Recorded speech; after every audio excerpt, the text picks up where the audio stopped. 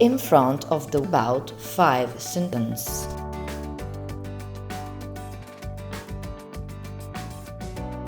While pressing the button 1 of the Y Evo, at the same time press 4 times the button 2. Release both buttons.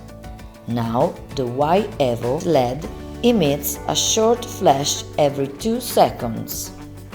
Press and retain pressed the button to be programmed of the original remote control till the white LED will switch on as a fixed light.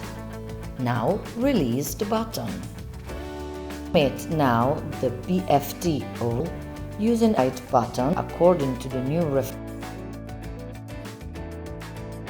While Genius remote control LED flashes, place it in front of Y Evo at a distance of 5 cm and press the button to be programmed until the Y Evo white LED will change the flash mode faster and color blue for a reconfirmation of the correct code learning.